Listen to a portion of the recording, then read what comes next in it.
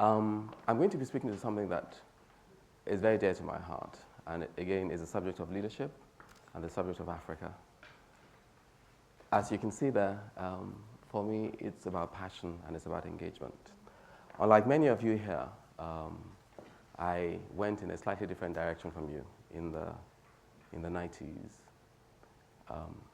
Somewhere between 1990 and 1998, there was this sort of movement, if you like, from practically every part of Africa towards Europe and North America. Everybody just fled. They fled Abuja, they fled Mobutu, and you guys emptied Africa. Today, many of you were born here. I now speak to 24, 25-year-olds who are, major professionals. Their parents arrived here as I was going back in that direction. It says something about my age. Sorry? It says something about my age. Trust me. But the point is, I went back for a slightly different reason from why people now go back. I went back because I lived in the then recession-hit United Kingdom. There were no jobs. And so I went back there initially just to spend 6 to 8 months pottering around, depending on family. Because you know what Africans are, you don't need to work. There's always somebody to take care of your needs. And so I showed up at the footsteps of my grandparents and, had a pretty good life. But I never returned. 16 years later, I'm standing before you. Very proud to be a participant in the Nigeria project, and pretty shocked by what one has been able to achieve in Africa. But way and beyond my entrepreneurial successes or any other success that one might lay claim to from that part of the world, what I'm more proud of, and forgive me if you can't hear me, I have a terrible cold. I will try to speak as loud as I can. Right? What I'm more proud of, or what gives me the greatest joy, is the role that I would like to continue to play in a slightly different sector of the country within which I live, bringing passion to an environment that so much needs it.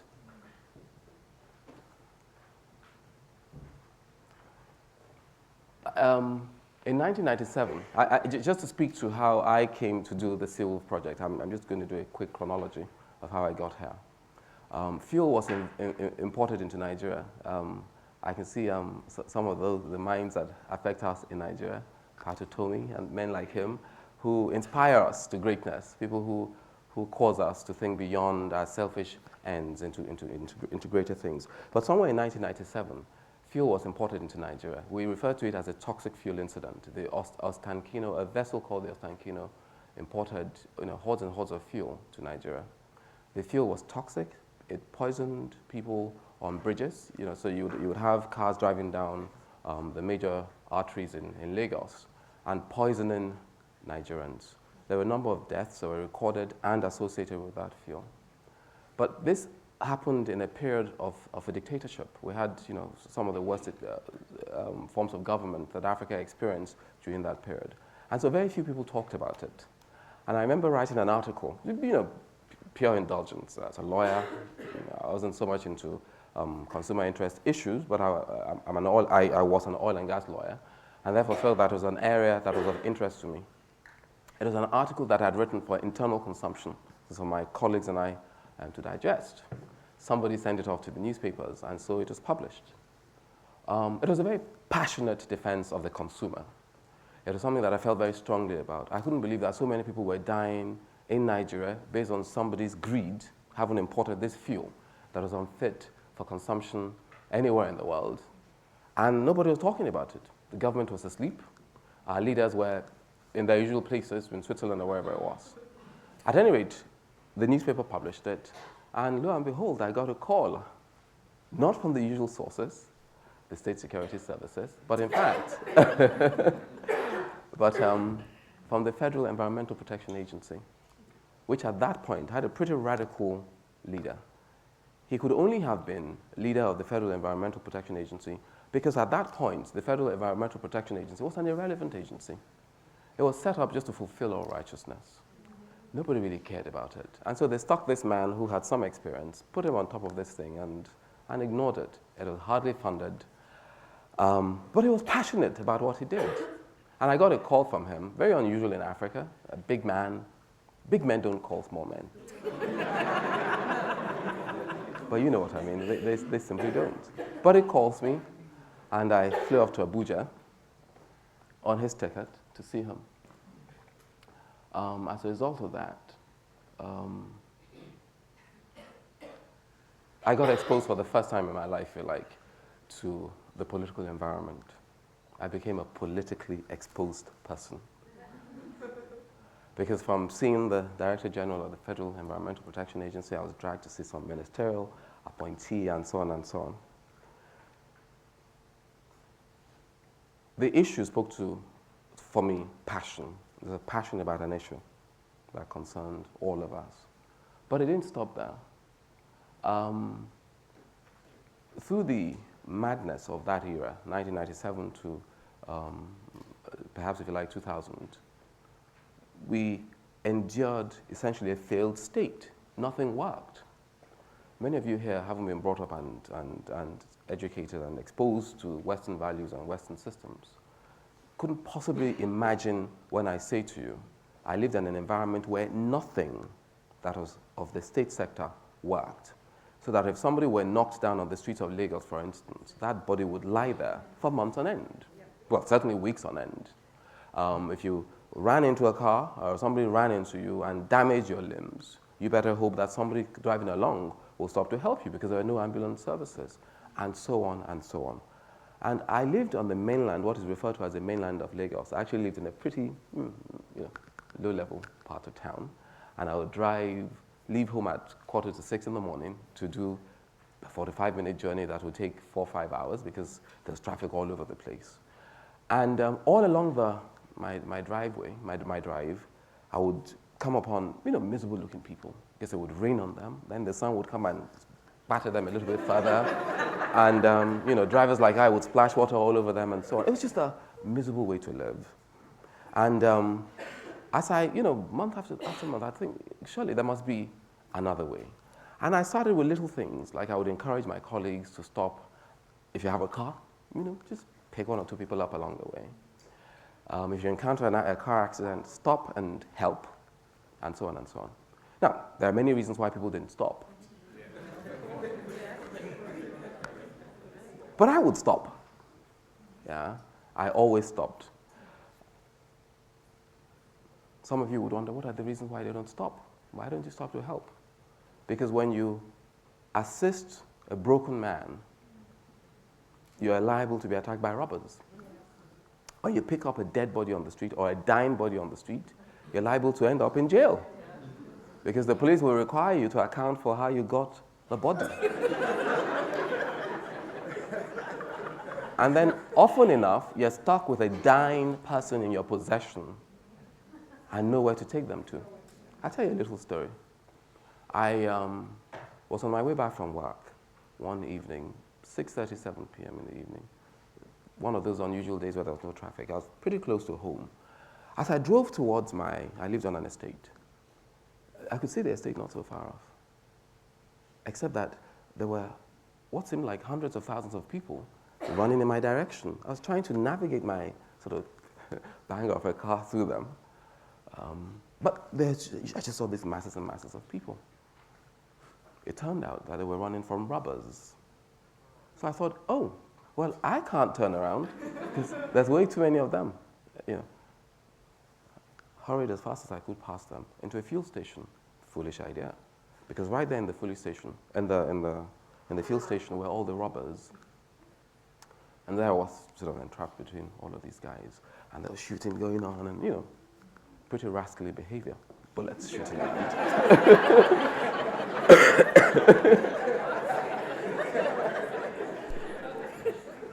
But there I was, stuck in my car. I couldn't get out, and so I wound my seat. It was a 2-door car, and I sort of tried to duck as well as I could. Suddenly I heard whack, some really wretched metally sound.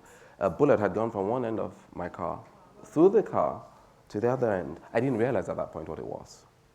And I heard on the driver's side, which is the opposite side of where you drive, doom, doom, doom, doom. Let us in, let us in. I'm like, what? Let you in where? Shush, don't make too much noise. There's this poor girl, age 16, 17, who had a boy with her. I didn't see the boy at that point. And she wasn't quite screaming, but she was making sounds. Please help, help. And I'm like, shush, if you stay quiet, we'll all live. Eventually, the owners of the city, as we'll call them, departed and wound my seat back up. And she gets really aggressive. Help me, help me. It turned out as the bullet went through my car, it went straight to the boy. The boy I thought was a 2-3-year-old. It turns out he was 7, malnourished and so on. So I picked this boy up, as one does when you're exposed to that sort of environment, put him in my car with his sister, and drove from one hospital to the next. And I remember, I still get a chill when I think of this. For 6-7 hours, I had this boy in my possession, dying. The sister was completely freaked out. He died in my possession. He needn't have died. Well, he may well have died, because when I think of it, the manner of the hit was such that he probably would have died in the end, but he didn't have to die in my possession. And so I, again, went back to my office, as one does, and advised, rescue anybody that's rescuable. Just help. Let's inject some passion into life. The fear of dying, me dying, that boy's death nearly killed me. Because for the first time in my life, I was holding a dying child. I didn't cause it. I didn't create the environment. Perhaps I might have helped him a little bit earlier, just sort of found a way out of this morass. But I spent months after that speaking to audiences like yours, people who understand more than you do what it meant to live in that era of Nigeria. Thank God we're not there today. Just a little bit further, low pay, no pay. Again, just speaking to the language of passion, and I'll sort of make sense of it in a moment. As a law firm, we were a pretty small firm. 2 of us started it. We grew, and today we're a pretty big firm. In those days, there's very few firms, major commercial firms, that would happily do public sector work. But as a result of my writings, I wrote quite a bit on my sector, environment law, oil and gas law, and so on. I published, quite a bit of my work was published. I would constantly be invited to do public sector work. By and large, they weren't paid for, because government would owe you money you dare not ask, because they'd shut you down. Yeah. So you'd sort of do the work happily, and you'd write the odd, nicely written letter. If you could, you offered 20,000 naira, perhaps we could have 2,000. You never got it. But I still continued to do public sector work, because in a sense, one hoped that Nigeria would change and that you would benefit some from it. On this particular occasion, we were invited to bid for work with the Ministry of Minerals and Mining. And I did. We won. There were 3 successful law firms. One of them declined to do the work when they saw the offering. It was 250,000 naira. For those of you who don't know what the value is in dollars, it's about £1,000 for quite a huge chunk of work, which ran from somewhere around October till February. Our Christmas and the New Year was wiped out. 2 firms available to do the work. We arrived in Abuja, started to work. By December, the second firm, had lost interest. It was a lot of work. No pay. Nobody paid us. We're using our funds to run the project. But I was terribly passionate about it, because I was writing a piece of legislation. In those days, there was no House of Parliament. I was the House of Parliament. But the value of that work is essentially sitting before you today. Because what I did, as a result of writing a piece of legislation which still governs minerals and mining in Nigeria, I was exposed to the best mines in Australia, in Nepal, in the Congo, in South Africa and so on, because I had to defend this piece of law, which, like I say, still governs the operations in the minerals and mining sector. And suddenly, I was dealing with people who were far more intelligent than me, far more exposed, and who would ask, what's a 26-year-old boy doing this? You know, don't you have lawmakers? And I'm like, yeah, we don't need them because I steal from you. Because all I did, I just took their laws and just, you know, Nigerianized it and made the most that I could. Now, again, I speak to the language of passion. 1998 really was a filtration, if you like, of all of my 3 years of worldly experience.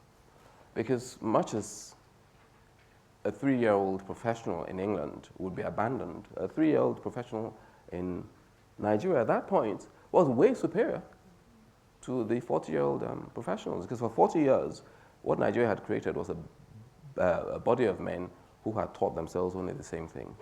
Join the public sector, pull out, drag out what you can, make the most for yourself, and leave everything else. Yeah? Where those of us who would come from here, or from North America and so on, were using the best they could, plodding along and just building. We're dragging from here, but building. By 1998, exposed to those who were running for office, in that case, President Obasanjo, I was invited to write the presidential policy documents. Now, that's an alarming request. How does a man or a young man with very little experience, very little exposure to issues of policy and so on and so on, get invited? But I was. And I dived in, and I wrote it, or them. And today, your nation is governed as a result of my bad writings or good writings. But the point is, again, I was passionate about issues of policy, and it showed through to those who were looking for high political office. So this paper was written 15 minutes ago. I'm trying to make some sense of it. 2007, I was approached by a friend with a fresh idea, what is essentially metamorphosized into what is now referred to as the Nigeria content. There were gaps in the Nigerian oil and gas sector, gaps that we felt could only be filled by Nigerians. And it resulted in the establishment of the company that you've heard referred to, Seawolf. Seawolf is first of its kind in many respects, but you don't want to hear about that. What you need to be hearing of is what we did to take it from ground zero to where it is today. This billion-dollar company was established entirely through African effort. African effort included the 2 young men who established it based on passion, based on conviction, and based on a dragging together of all the skills that they had acquired over the years. But it took a little bit more than that. It took the support of African institutions, African banks, most of them Nigerian, but also South African institutions. It took the support of Africans in the oil and gas industry, in the oil and gas space, the support of non-Africans in the oil and gas space, so that you had this, we enjoy the support today of companies like ExxonMobil and Total and so on, who just woke up and thought, if these guys are so passionate about this thing, there must be something to it. If we don't assist them, somebody else will. Rather, we took the credit for having built this company than somebody else. Now, why do I speak so much about passion? Can I have the next page, please?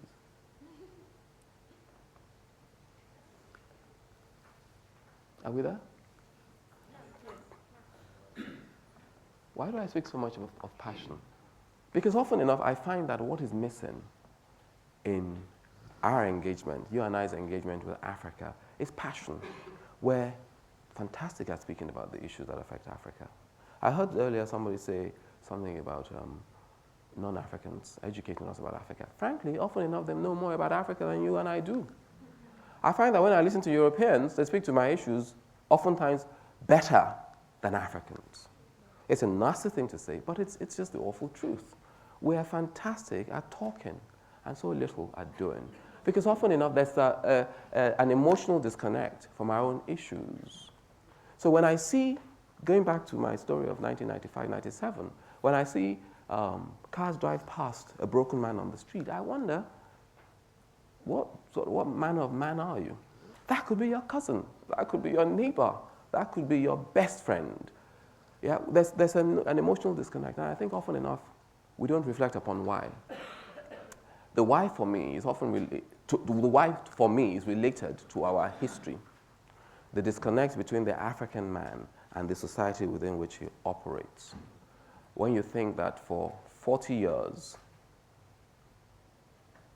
all we suffered, all we endured were the likes of Abacha and Mobutu and Rawlings and so on. Men who led, but only led their own small posse. They had absolutely no emotional connection to the rest of us. And if they are the ones who are supposed to be the leaders and therefore those from whom we learn, what chance do the rest of Africa? And then you have the rest of us, the educated versions, yeah, who live here or live in North America, for whom Africa is a discussion topic as opposed to a source for connection. I think the absence of connection, the absence of emotional connectivity is a major problem. Now, speaking to the issue, therefore, I ask, or I challenge you, as you've been challenged already, that if we're going to build an Africa that is other than the one that we had up until 1998 in the case of Nigeria, but is one that is going to move beyond the platitudes of the period since, and is going to move beyond the transition to democracy phase, is going to take the you and the us, those of you who live here, who live in North America, who have experienced what it means to have a truly democratic environment, those of you who have experienced what it means to live in compassionate societies, where there's true emotional capital between the governors and the governed, is going to take all of us to engage with Africa. You are going to have to step away from your Goldman Sachs jobs and your Morgan Stanley jobs and your JP Morgan jobs and to take risks in Africa. You're going to have to choose to live a life that's other than the one perhaps that you once thought of as young men and women when you went through the education process. You're going to need to join political parties in Nigeria, in Angola, and wherever it is you come from. You're going to have to take low-paid public sector jobs, immerse yourself into environments that are alien to you, become passionate, take what you believe in today and actualize it in the real world. Because if you don't, you will talk for the next 20 years and not a thing will change. Because for 40, 50 years, we have created a crop of leaders who are no more than a mimic one of the next. The military handed power in Nigeria, for instance, at the end of 1998, to the surrogates. They will govern Nigeria for as long as it takes for you and I to enter the political fray. And if all we will do is talk about it in venues like this, that's fine. We'll energize one another for a short moment, but nothing will change. I run one of the biggest oil and gas service companies in Africa today with my partner, and we're very opportune to be where we are. But my experience in the 3 years since this company was established convinces me that unless you and I engage in the public sphere, the private sector will be no more than a money-making machine for a couple of guys, and that's where it will stop. All the way through from the NNPC, our noble, a major provider of services and business in Nigeria, to the lowest regulatory agencies in Nigeria, there's a dearth of competence. There's a dearth of exposure. There's a dearth of skills. Whether you're talking about high-level things, low-minded things, it is very difficult to get through a body of men who simply don't have the experience, they don't have the exposure. Now, when I am here, the vast majority of Nigerians that I am exposed to, even when the quality of when the environment within which they operate is not high level, it's pretty good. It's sound. It's high level. But I'm not certain that this society necessarily needs you. It is time for those of you who are passionate about Africa, who are passionate about the country where I come from, to pack your bags and come home.